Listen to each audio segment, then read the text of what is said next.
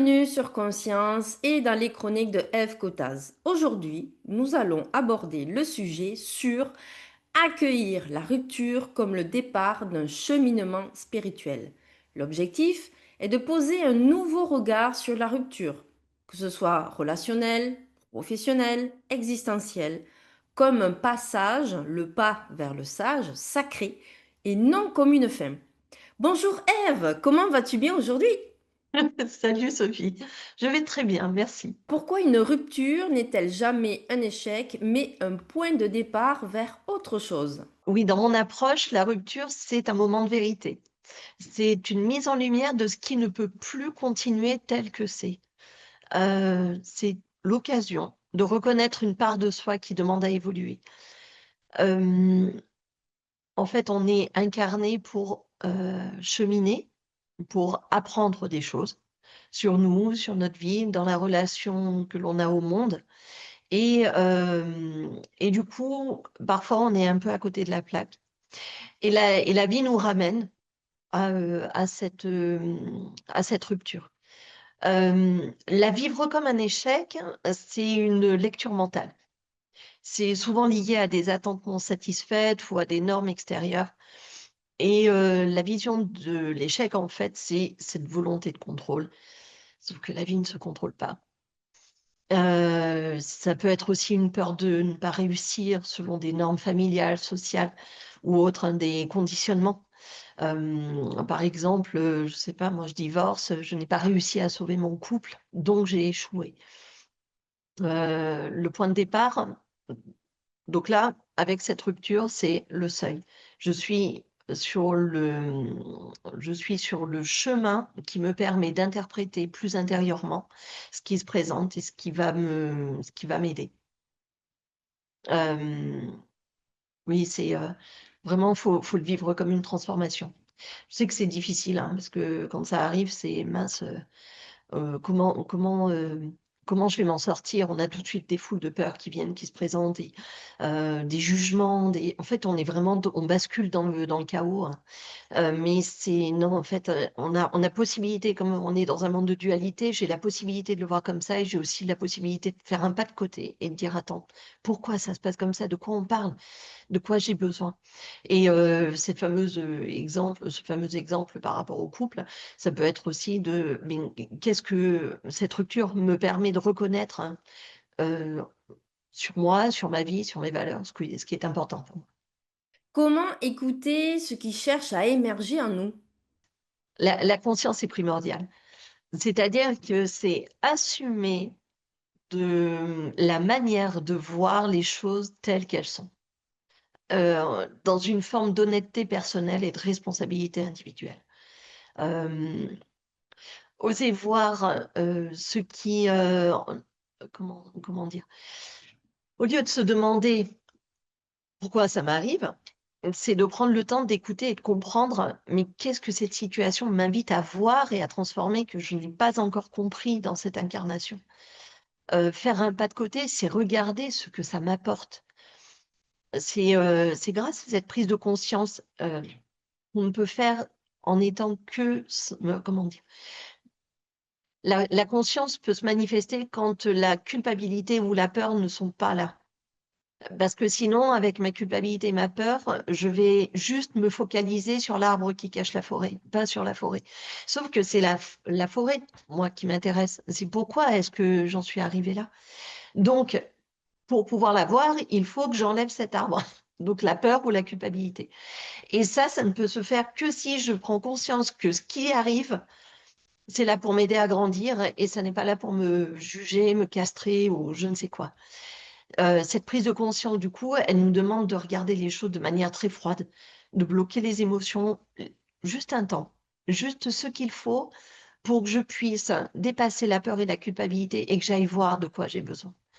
Hem, En analysant froidement, j'ai suffisamment d'énergie pour comprendre pourquoi il y a cette rupture et c'est là qu'elle devient un révélateur.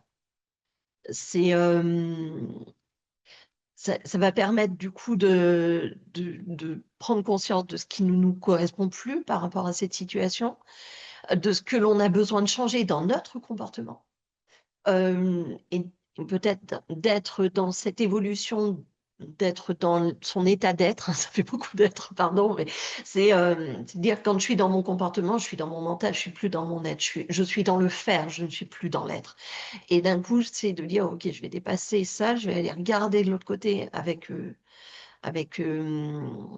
vais assumer en fait ce qui va se présenter, et du coup, je vais pouvoir vivre cet état d'être et de voir ce que j'ai besoin de changer aussi moi dans mon rapport aux autres et mon rapport à la vie, au monde, à la société. Et du coup, ça me permet de voir ce que j'ai ignoré ou mis de côté parce que ça me dérangeait. Euh, Ce qui se brise à l'extérieur souvent révèle ce qui veut naître à l'intérieur de nous. Et c'est par là que ça se passe. Pourquoi est-il essentiel dans ces situations de commencer par analyser la situation froidement sans se laisser envahir par les émotions? Alors, donc dans la vie, souvent on a des situations qui nous poussent dans nos retranchements, hein. Et les émotions, elles débordent comme des vagues que l'on ne contrôle plus. Ces émotions, elles peuvent nous décourager, nous plonger dans la tristesse, voire nous déprimer. Euh, et du coup, cette attitude, en fait, nous amène en fait, c'est le mental qui prend le dessus et il cherche à nous protéger, mais il le fait maladroitement et il nous enferme, du coup. Il nous fait croire qu'on ne peut pas, qu'on n'est pas assez, qu'on est sûrement perdu ou que, de toute façon, ça sert plus à rien. Et résultat, en fait, on perd pied et on se laisse totalement envahir par cette émotion brute et l'on finit par vivre cette situation depuis un espace de victime plutôt qu'un espace de conscience. Passer du mode victime au mode de la connaissance, c'est faire ce pas de côté. Donc c'est pour ça qu'il faut l'analyser de manière froide. C'est d'accepter de ne pas se laisser définir par ce que l'on ressent. Là, pour l'instant, j'ai une émotion, mais là, moi, j'ai besoin de savoir clairement pourquoi est-ce que j'en suis là. Et ensuite, je vais pouvoir me laisser aller à mes émotions. Mais dans un premier temps, je me maintiens, parce que sinon, je pars juste dans les tours et je ne sais pas de quoi on parle. Il est essentiel vraiment dans un premier temps de faire une pause et d'analyser cette situation froidement. C'est pas forcément facile, parce qu'on est très vite, surtout les gens empathiques, extrêmement sensibles, tout de suite ils partent dans les tours mais ça ne mène nulle part. Attention, je suis pas en train de dire qu'il faut rejeter ses émotions.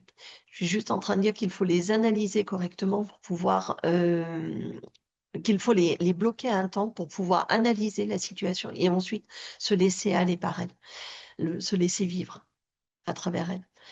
Et en fait, c'est là qu'on arrive dans cet espace de conscience, dans cette prise de conscience qui nous permet de transformer cette rupture. Et du coup, là, je rentre dans cet espace de connaissance et plus cet espace de victimisation. Du coup, la difficulté, elle est révélée et les enseignements, et du coup, je commence à avoir des enseignements sur mon chemin de vie, sur ce que j'ai à faire, etc. Et comment je peux aborder ça. Et bien évidemment, les émotions vont refaire surface, mais c'est complètement OK. Mais voilà, je le fais en deux temps. D'abord, j'écoute de quoi on parle et pourquoi je suis dans cet état-là. En quoi le mental peut-il être à la fois un obstacle qui nous enferme et un allié qui nous ouvre à la conscience? Et oui, le souci du mental, c'est que il est ambivalent. D'un côté, il est saturé de peur, de croyances limitantes, de jugements.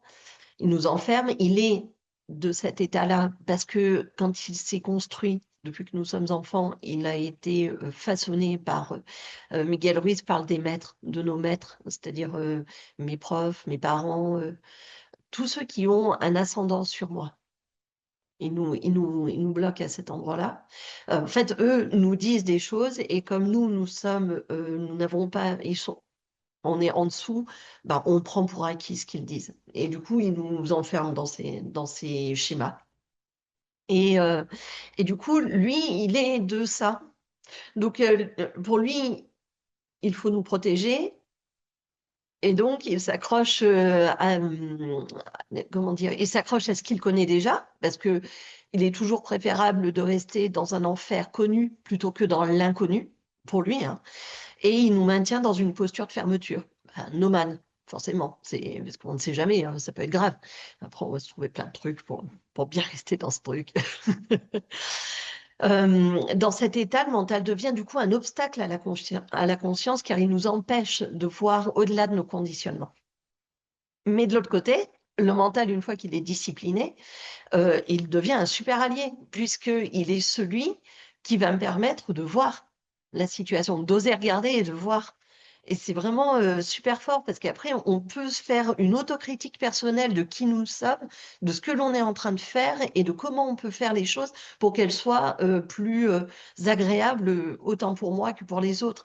Et c'est vraiment, c'est pas de dire mental égale menteur. Non, non, c'est pas ça. C'est sortez-le de ce carcan-là. Maîtrisez-le.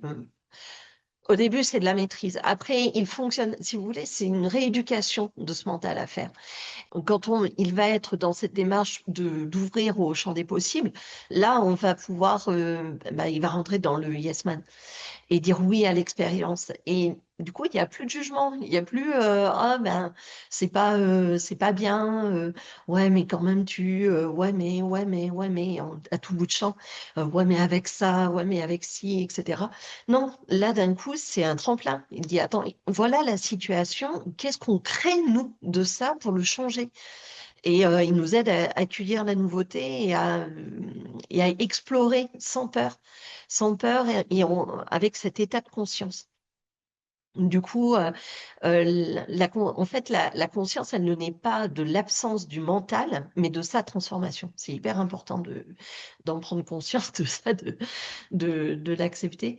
Quand le mental, il arrête d'être prisonnier de ses peurs, il s'ouvre au possible et il devient du coup un super compagnon de la conscience. Et c'est vraiment de là qu'on peut commencer à grandir et de quitter le mode survie pour arriver dans le mode de l'évolution. Quelles sont les émotions ou résistances les plus fréquentes dans ces moments de rupture? Lorsque la rupture se pointe, en général, c'est les émotions qui sont les premières à se manifester. La peur nous parle de l'inconnu, la colère, elle exprime une frustration, et la tristesse, elle accompagne ce qui est en train de s'effondrer, parce qu'on est en train de perdre tout ce que l'on croyait, tout ce que ça peut être sur la vie, ça peut être sur la perte réelle. Enfin, là, je reparle du couple. Bah oui, d'un coup, ma vie ne va plus du tout être celle-ci. Il sera plus là, elle sera plus là, etc. Euh, donc c'est face à ça on est confronté. Mais elles ne sont pas ces émotions ne sont pas des obstacles, hein. Elles sont des messagères. Elles nous montrent que quelque chose d'important est en train de se jouer en nous, qu'on est dans un éveil, vraiment. Euh, à côté des émotions, il va y avoir les résistances. Euh, normal. L'émotion, c'est le truc désagréable. Les résistances, c'est ce qui veut nous protéger de ces émotions. Donc, on est un peu dans tout ce mécanisme merdique. Et elles naissent. Et donc, ces résistances, elles arrivent avec ce besoin de contrôle en disant non, non, non, attends, je maîtrise ce qui m'échappe. Sauf que, bah, en fait, la vie, c'est un leurre. Enfin, tout le monde le dit, hein, c'est un leurre de croire qu'on peut maîtriser la vie. Ça nous rassure, mais c'est une fausse. C'est euh, c'est faux, en fait. Ça nous rassure, mais c'est faux. C'est pas réel. Et on peut dire d'une certaine manière rester dans une fidélité inconsciente à une ancienne version de nous-mêmes. C'est-à-dire que ces émotions aussi, elles viennent mettre en lumière ça. C'est-à-dire qu'il y a une partie de moi, une version de moi qui est en train de mourir pour créer une nouvelle. Et ça, c'est pas très agréable. On préfère rester dans notre petit confort. Mais faut vraiment comprendre que ces résistances ne sont pas nos ennemis. Elles sont des formes de loyauté envers ce que nous avons été, envers ce qu'on nous a inculqué. Elles nous ont aidés à grandir jusqu'à maintenant. Quand on est enfant, ben, on est le résultat de toutes ces expériences, de tout ce qu'on nous a transmis.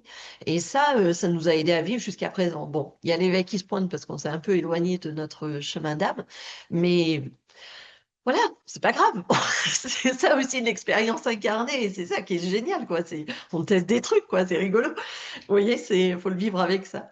Et donc les accueillir avec douceur, c'est déjà commencer à les traverser. Pas être dans une résistance. Je te vois, je comprends pourquoi tu es là. ce que tu es en train de faire et moi, je choisis d'avancer différemment pour que nous puissions grandir ensemble. On peut dire ça à ces parties de nous qui sont en train de mourir.